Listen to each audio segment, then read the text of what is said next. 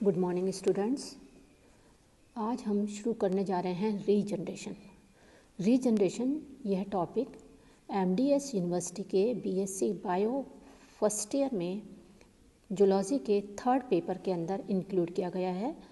Third paper की second unit को यह टॉपिक कवर करेगा। मैं doctor Krishna Mishra, associate professor zoology, सम्राट पृथ्वीराज चौहान, राजकीय महाविद्यालय अजमेर, आपको यह पेपर पिछले काफ़ी टाइम से पढ़ा रही हूँ और इस पेपर में हमने यूनिट फर्स्ट कंप्लीट कर ली है और यूनिट सेकंड में भी हमारे 3 टॉपिक कवर हो चुके हैं। आज ये हमारा नेक्स्ट टॉपिक है जो कि है रीजनरेशन।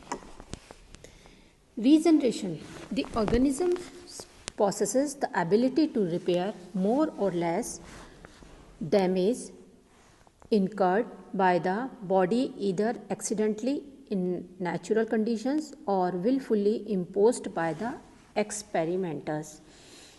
यानी कि एनिमल्स के अंदर एक एबिलिटी होती है जिससे कि वो एक्सीडेंट की वजह से यदि उनकी बॉडी के अंदर कोई पार्ट जो है वो डैमेज हो जाता है या फिर एक्सपेरिमेंटली किसी तरीके का डैमेज जो है वो इम्पोज किया जाता है तो उसको रिपेयर करने की योग्यता जो है वो ऑर्गेनिजम्स के अंदर मोर और लेस प्रेजेंट होती है। The damage repaired may be wound which partially destroy the tissue of the animal's body और the damage may involve the loss of an organ of the larger part of the body and these can sometimes be renewed and this process of repairing it is known as regeneration। ये जो damage होता है जी मतलब regeneration क्या होता है कि damage जो है वो जो कि किसी घाव को रिपेयर करता है, जो कि पार्शियली टिश्यूज़ जो हैं बॉडी के टिश्यूज़ जो हैं उनको डैमेज करते हैं। घाव के अंदर केवल एक कुछ बॉडी के जो टिश्यूज़ होते हैं वो तक होते हैं, वो डैमेज होते हैं।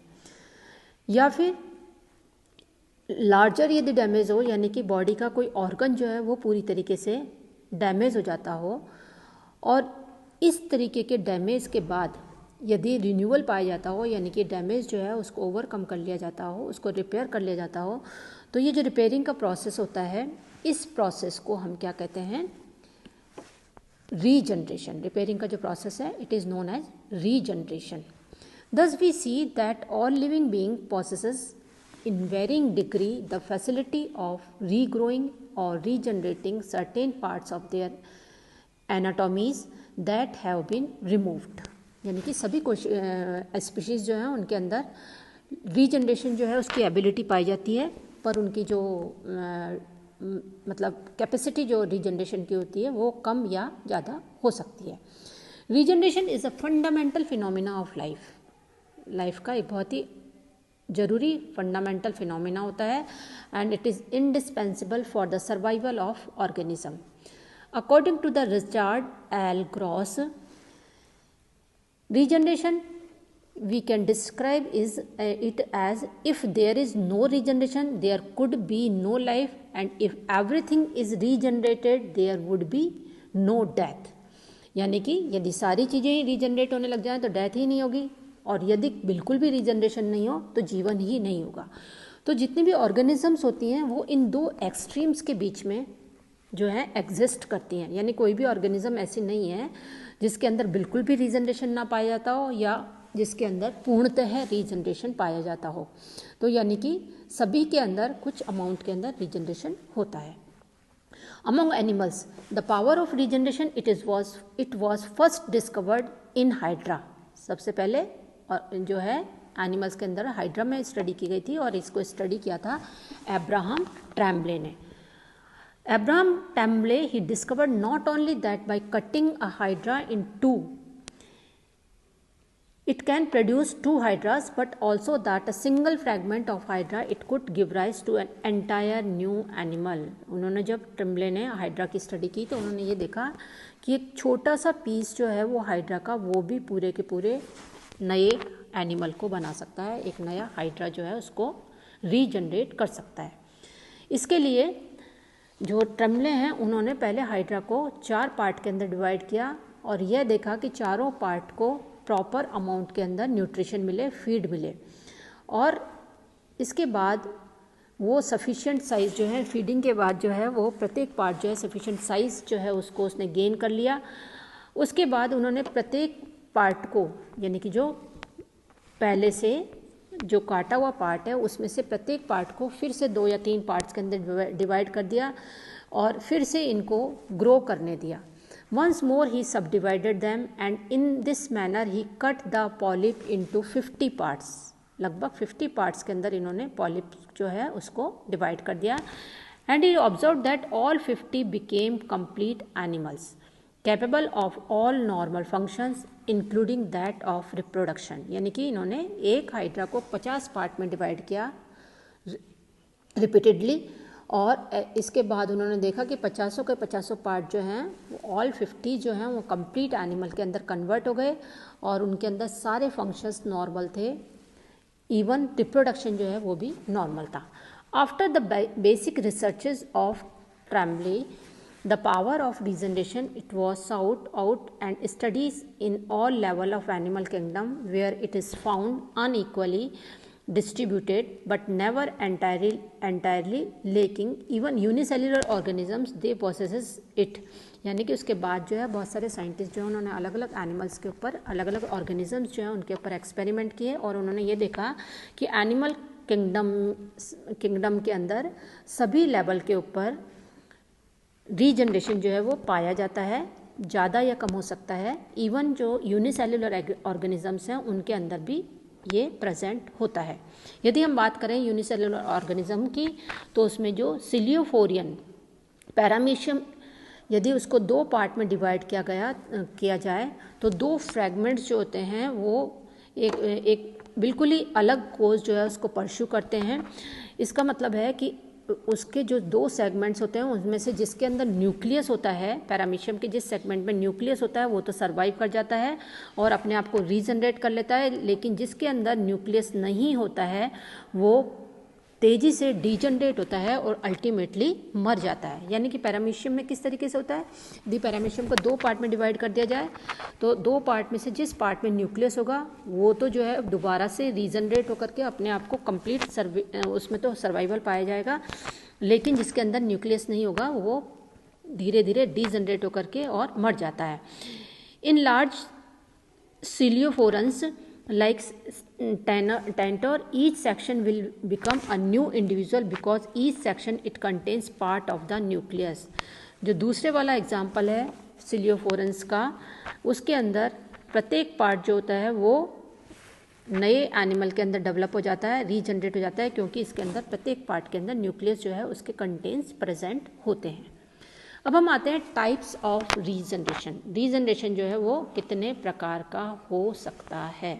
Types of regeneration. The ability to regenerate the lost part, it varies from animal to animal. The lower animals they have greater regeneration power than the higher vertebrates। यानी कि जो इनवर्टिब्रेट्स हैं उनके अंदर ज़्यादा पावर होती है वर्टिब्रेट्स के कंपैरिजन में। Where this ability is restricted to the wound healing, यानी वर्टिब्रेट्स के अंदर केवल घावों को भरने तक ही सीमित होता है ज़्यादातर वर्टिब्रेट्स के अंदर। For example if we cut the body of planaria that is flatworm into several parts, each part will differentiate in a series of stage and regenerate into a complete organism. Other multicellular organisms such as salamander, it possesses a more restricted ability to regenerate. If the forelimb of salamander it is amputated at any level up to the shoulder, growth from the surface of the remaining part will replace the lost one। यानी कि salamander में क्या होता है कि यदि हम उसको फोरलिम्ब को किसी भी लेवल तक काट दें, यानी कि शोल्डर तक भी काट दें, तो वो जो बचा हुआ पार्ट होता है वो फिर से फोरलिम्ब जो है उसको रिप्लेस कर लेता है, उसको रीजनरेट कर लेता है। And if however a frog's limb is amputated at any level, the skin simply heals over the wound and there is no replacement of the lost structure. यानी फ्रॉग के अंदर लॉस्ट स्ट्रक्चर जो है उसकी केवल हीलिंग होती है, replacement नहीं होता है। Similarly regeneration it manifested in reptiles, birds and mammals, it is quite limited and confined more to the wound healing. In considering the differences in regeneration, that is capacity, following categories it have been chalked out. First one is reparative regeneration. सबसे पहला जो वो है type जो है regeneration का वो कहलाता है reparative regeneration. It is evoked by an external agent such as wounding. It may be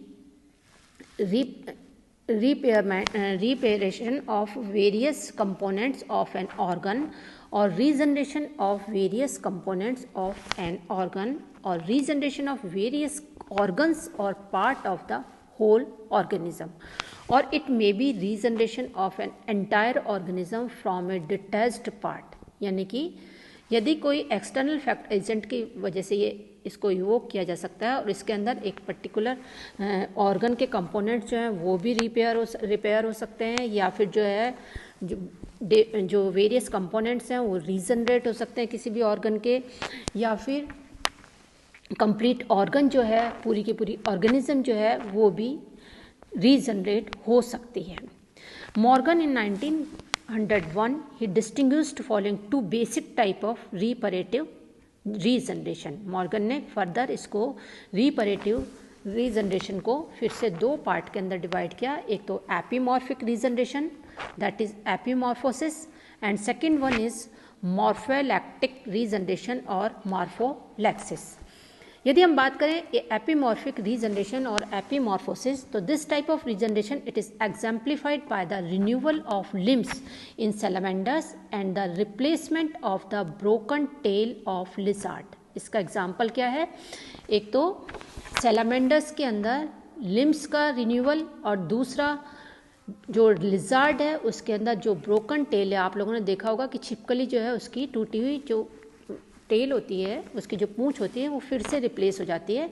तो ये एग्जांपल्स हैं एपीमॉर्फिक रीजनरेशन के. In salamanders if a limb is amputated it can be regenerated within few weeks. The regenerated organ is thus an addition to other parts of the animal's body. It is common type of regeneration which is found in higher animals. Higher animals में पाए जाने वाले सबसे common type का regeneration होता है. Next हम आते हैं morpholactic regeneration or morpholexis. In this type of regeneration, the new individual is produced not by addition of part of the residue of the animal's body, but by remodeling the entire available mass of cells into a new whole. यानी कि इसके अंदर क्या होता है कि जो regenerated part होता है वो कोई एडिशन नहीं होता है, बल्कि में ये एक तरह की रीमॉडलिंग होती है जो कि जो अवेलेबल कोशिकाओं का जो समूह होता है उसके द्वारा पूरी तरीके से नया बनता है. For example a small section of the body of hydra it comprising as little as 1/200 200वां पार्ट जो है of the original and individual, it can regenerate a complete whole animal. यानी कि हाइड्रा जो है उसके हम स्मॉलेस्ट सेक्शन भी करते हैं तो जो कोशिकाओं का छोटा सा भी समूह है वो पूरे के पूरे एनिमल को बना लेगा. इवन इसके 200 पार्ट जो है करने के बाद भी रिजल्ट वही रहेगा. This type of repair it is involving reorganisation of the remaining part of the body of an animal. It is known as morphallaxis और मॉर्फोलैक्टिक रीजनरेशन. यानी कि जिसके अंदर पूरी की पूरी बॉडी की रीमॉडलिंग हो जाए या रीऑर्गेनाइजेशन हो जाए, तो इस टाइप का जो रीजनरेशन होता है इसको मॉर्फोलैक्टिक या मॉर्फोलैक्सिस कहते हैं. It is exhibited by lower animals में यह होता है. सेकेंड टाइप का जो रीजनरेशन है वो है सुपर रीजनरेशन जो कि सेकेंड टाइप है. The development of a superfluous number of organs or parts of the body, that is head, tail, limbs, as a result of regeneration is known as super regeneration. In planaria, a lateral incision, it may cause the development from the wound surface of either a new head or a new tail or both. If both a head and tail are regenerated, the head develops that portion of the wound surface which faces anteriorly.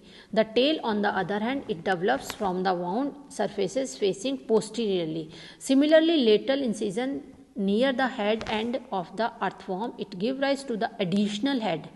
Incision in the middle part of the animal, it causes the development of both head and tails, while incision in the posterior part of the body, it results in the formation of tails only. In these cases, the regenerated parts, they are additional and therefore they are surplus to the animals. तो super regeneration में क्या होता है कि जब regeneration होता है तो उसमें एडिशनल जो बॉडी के पार्ट जो हैं उनका डेवलपमेंट हो जाता है। जैसा कि हाइड्रा का एग्जांपल में, इसमें अर्थवर्म के एग्जांपल में बताया है कि यदि अर्थवर्म के अंदर हम हेड की तरफ कट लगाएंगे उसके, तो एडिशनल हेड जो है वो रीजनरेट हो जाएगा। यदि बॉडी के बीच में से यदि कट लगेगा तो हेड और टेल्स जो हैं वो दोनों बन जाएंगे, और केवल टेल की साइड पे यदि कट लगेगा तो एडिशनल टेल की फॉर्मेशन हो जाएगी। तो in these cases the regeneration जो होता है वो एडिशनल पार्ट बनता है, इसीलिए इसको सुपर रीजनरेशन कहते हैं। रीजनरेशन के बचे हुए टाइप्स जो हैं वो हम अपने नेक्स्ट लेक्चर में फिर से